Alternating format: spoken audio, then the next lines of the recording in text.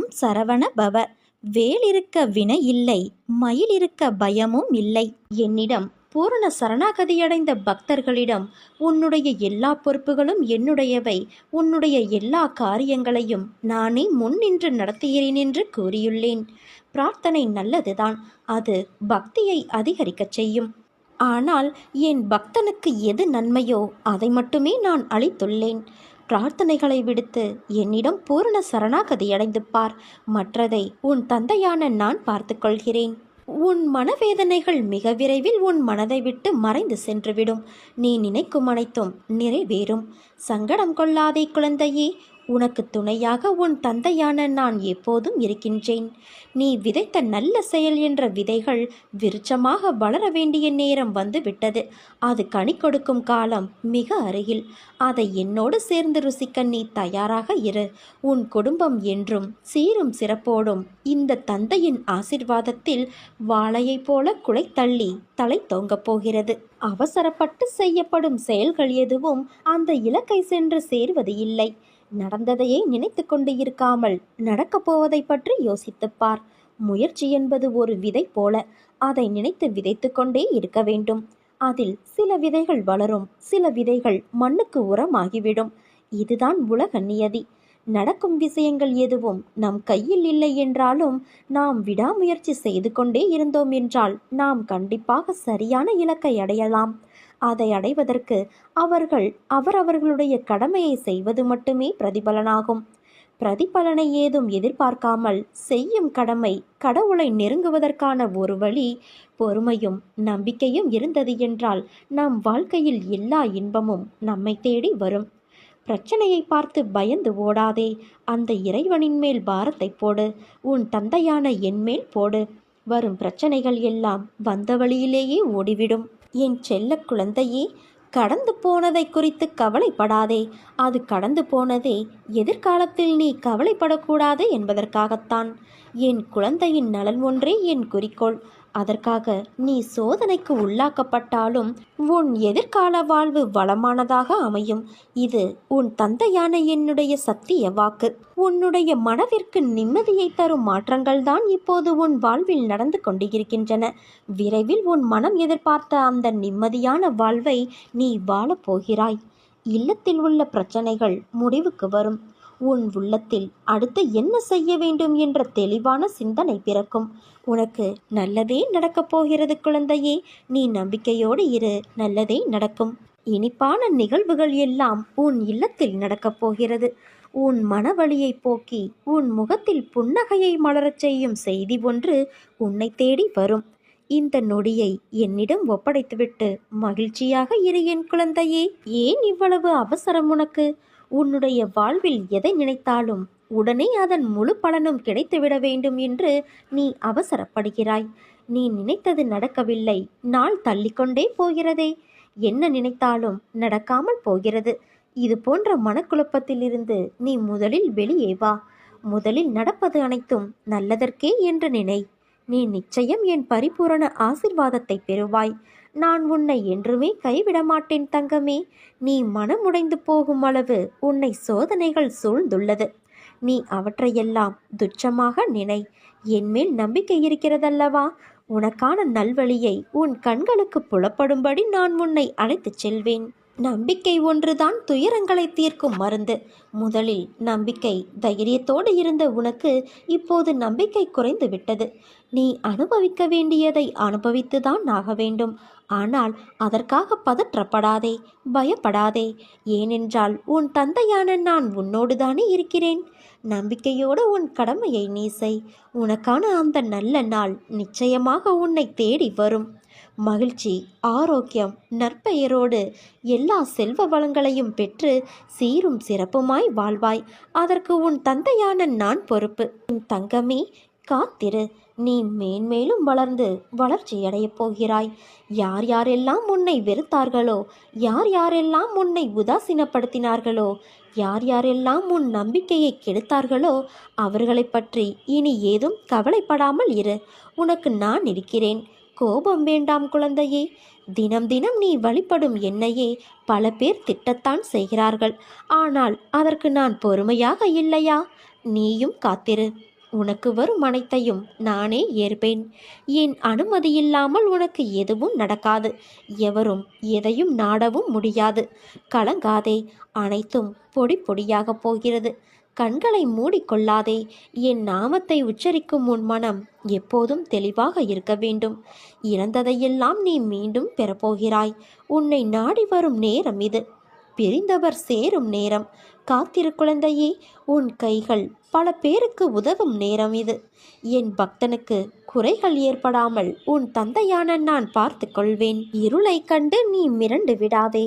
வாழ்க்கை என்றால் இன்பமும் துன்பமும் இணைந்ததுதான். இன்பத்தை மட்டுமே அனுபவித்தவனும் இல்லை, துன்பத்தை மட்டுமே அனுபவித்தவனும் இல்லை. கடினமான காலங்களில் நீ எதிர்கொள்ளும் அனைத்து பிரச்சனைகளும் உனக்கான வாழ்க்கை பாடத்தை கற்றுக் கொடுக்கவே வருகிறது. அதை நீ உணர்ந்தாலே போதும் குழந்தையே, உன் மனம் சீராகும். நம்பிக்கையோடு செயல்படு. உன்னை அதிகம் அவமானப்படுத்தியவர்கள் முன் நீ தலைநிமிர்ந்து வாழும் வகையில் உனக்கான முன்னேற்ற பாதையை காட்டி நான் பெருமையடைய செய்வேன். உனக்கு ஒரு விஷயத்தை முதலில் தெளிவுபடுத்த விரும்புகிறேன். அன்பு குழந்தையே, என்னை நீ வணங்கினால் நான் உனக்கு அதிகமாக சோதனைகளைத்தான் கொடுப்பேன் என்று மற்றவர்கள் சொல்வதை கேட்டு பீதியடைவதை முதலில் நிறுத்து. என்னிடம் வந்ததால் நீ சோதனைக்கு உட்படுத்தப்படுவது இல்லை. உன் கர்ம வினைகள் உன்னை இந்த பாடாய்ப்படுத்துகிறது. அந்த சூழலில் என்னை மாதிரியான ஒரு குரு உனக்கு அமைவது என்பது நீ செய்த பாவத்திற்கு இடையில் கொஞ்சம் புண்ணியம் செய்திருப்பதால் தான். அதனால் பயப்படாமல் என் துணையோடு உன் கர்ம வினைகளை நீ கழித்து வா. அடுத்து நான் சொல்ல விரும்புவது, என் பக்தன் என்பது சாதாரணமான காரியமல்ல. யாரிடமும் இல்லாத மனோதிடமுடையவனாக இருப்பான். என்னை குருவாக அடைந்த எவனும் அவ்வளவு சாதாரணமாக எதற்கும் கலங்க மாட்டான். தலை போகின்ற விஷயமானாலும் என் தந்தை இருக்க என்ன கவலை என்று எதிர்த்து நிற்பான். கோழையைப் போல தற்கொலைக்கு முயல மாட்டான். எதற்குமே தற்கொலை தீர்வாகாது குழந்தையே. இனிமேல் என் குழந்தைகளிடமிருந்து வாழவே விருப்பமில்லை என்ற சொற்களை நான் கேட்கக்கூடாது. உன் வாழ்க்கையே இருண்டு போனாலும் அதில் என்னால் விளக்கேற்ற முடியும். அந்த நம்பிக்கை உனக்கிருந்து யார் என்ன சொன்னாலும் கவலைப்படாது. என்னுடைய சங்கத்தில் நீ இருந்து பார். நீ சோதனைகளை சந்திக்கிறாயா, இல்லை சாதனைகளை சந்திக்கப் போகிறாயா என்று. ஆனால் அதற்கு என்ன முக்கியம் தெரியுமா?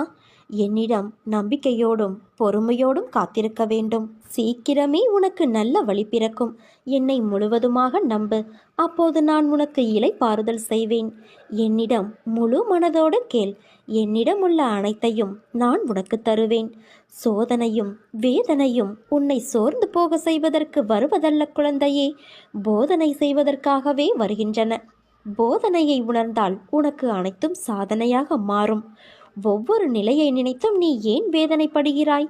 பிள்ளை நலனை நினைத்த வேதனை, இழந்து போனதை நினைத்த வேதனை, நோக செய்பவர்களை நினைத்த வேதனை.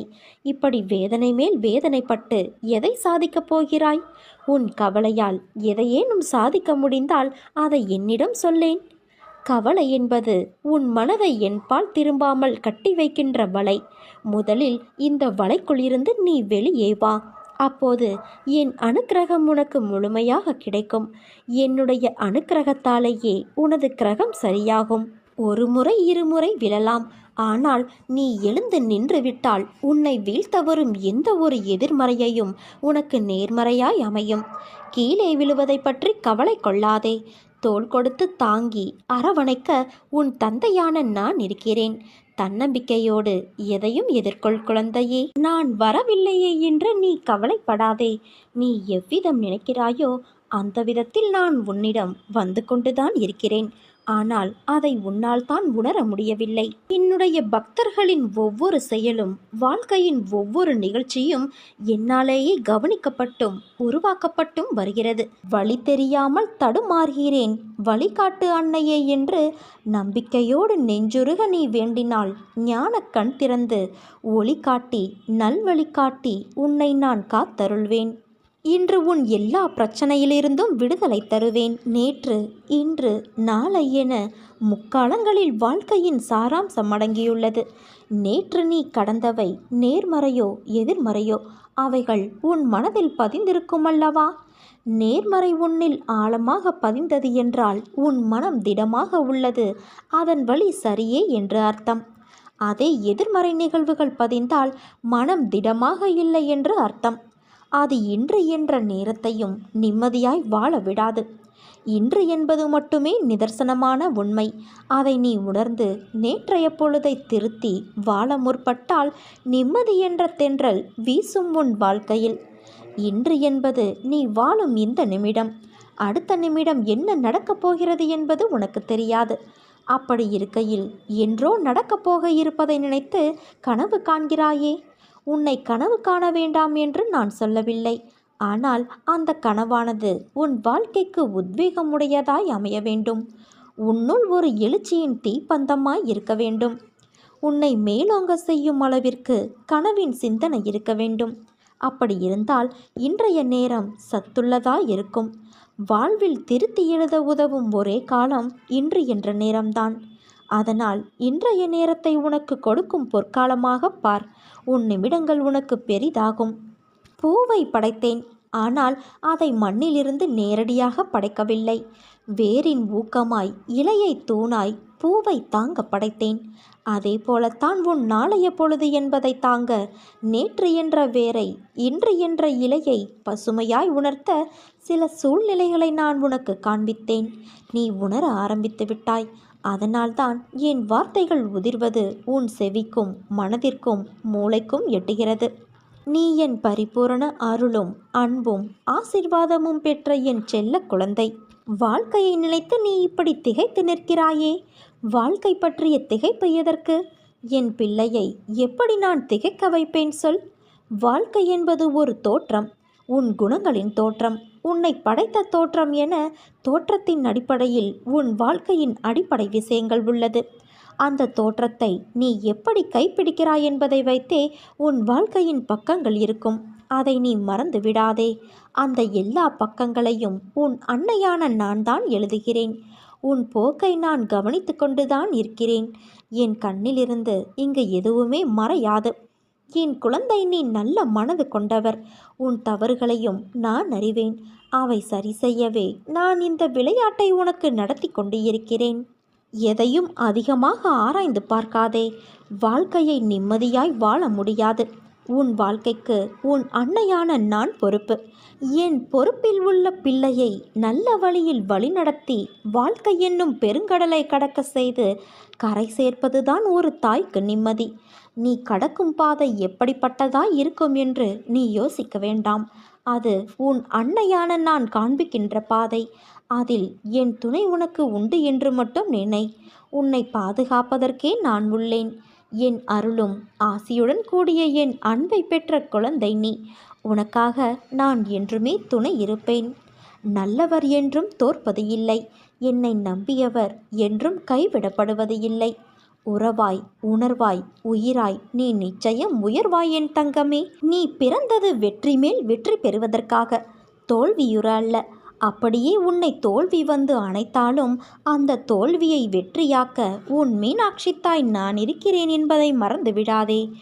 எல்லா சிக்கல்களையுமே நீ கடந்து விட்டாய். உனக்கு நல்ல நேரம் வந்து விட்டது.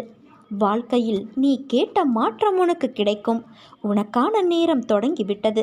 இனி உன் வாழ்வில் எப்பொழுதுமே சந்தோஷம்தான்.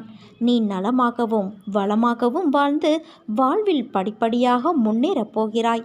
இது உன் மீனாட்சி தாயின் வாக்கு. உன் வாழ்க்கையில் நடக்கும் ஒவ்வொரு நிகழ்வுகளுக்கு பின்னாலும் ஒவ்வொரு அர்த்தம் உண்டு. எல்லாம் செயல்களுக்கான பயனும் உண்டு. உனக்கு நடந்த, நடக்கின்ற, நடக்கப் போகின்ற அனைத்தையும் நான் அறிவேன் குழந்தையே. உன்னை பாதுகாக்கவே உன் வாழ்வுக்குள் வந்தேன். உன்னை சீர்திருத்தவே இத்தனை நிகழ்வுகளும் நடக்கிறது. நிச்சயம் நீ செம்மை அடைவாய். உனக்குள்ளும் வெளியேயும் நான் இருக்கிறேன். உன் கையை என்ன ஆனாலும் நான் விட மாட்டேன். நீயும் என் கையை பிடித்துதான் உன் வாழ்க்கையில் நடை போடுவாய். பிறந்த குழந்தையின் கையை பிடித்தால் அது கெட்டியாக பிடித்து கொள்ளும். அந்த பிஞ்சு கைதான் நீ.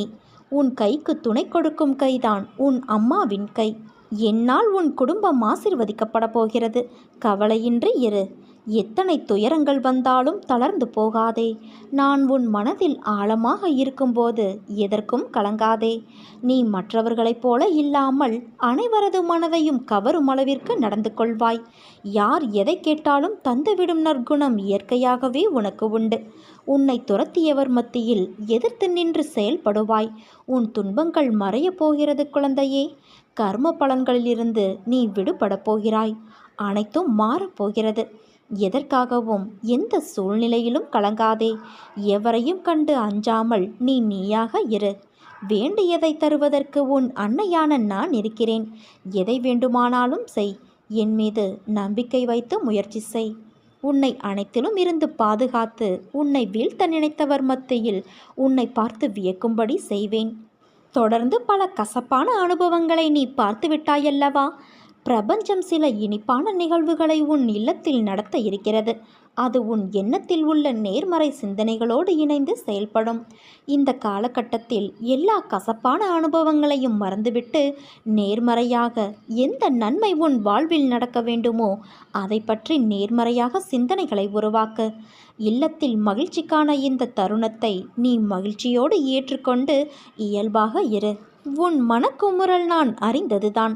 என்னை எத்தனை திட்டி தீர்த்தாலும் உன்னுடனே நான் இருப்பேன் என்பதே நிதர்சனமாகும். பொறுமையாக இரு. உன் அன்னையான நான் உன் வாழ்வில் நல்லதையே நடத்துவேன். நீ என்ன செய்தாலும் உன் அன்னையான நான் உன் மீது கோபம் கொள்ள மாட்டேன். அதை தாண்டி என் கோபம் இருந்தால் அது உன்னை நல்ல வழியில் பயணிக்க வைப்பதற்காகவே இருக்கும். உனக்கு இன்னும் நான் பக்குவத்தை போதிக்கவே நான் தோல்வியை அனுமதித்தேன். உனது சிந்தனை இன்றைய காலகட்டத்தை பார்க்கிறது. ஆனால் எனது நோக்கமோ உன் எதிர்காலம் தொடர்பானது. நீ அந்த காலத்தில் சிறப்பாக வாழ வேண்டும் என்பதற்காக உன்னால் சகித்து கொள்ளக்கூடிய வகையில் இத்தகைய சின்ன சின்ன பிரச்சனைகளை தந்து உன்னை நான் பக்குவப்படுத்துகிறேன். அதனால் நீ மனம் தளர்ந்து விடாதே குழந்தையே. உன் அன்னையான நான் உனக்கு நல்லதை மட்டுமே செய்வேன். ஏனென்றால் நீ என் பிரியமான குழந்தை. உனக்கு செய்யாமல் வேறு யாருக்கு நான் செய்ய போகிறேன்? எது வந்தாலும் கலங்காதே. உன் அன்னை நான் உன்னோடு இருக்கும்போது என்ன தீங்கு நேரிடும் என்று நீ பயப்படுகிறாய்? இவ்வளவுதானா என்னை பற்றியும் என் சக்தியை பற்றியும் நீ அறிந்து கொண்டது? முதலில் திடமனதோடு எப்போதும் என்னுடையவனாய் இரு. நான் ஒரு முறை வாக்குறுதி அளித்துவிட்டு பின் வாங்குபவன் அல்ல. இனி என்றும் உனக்கு நல்லதே நடக்கும் என் தங்கமே.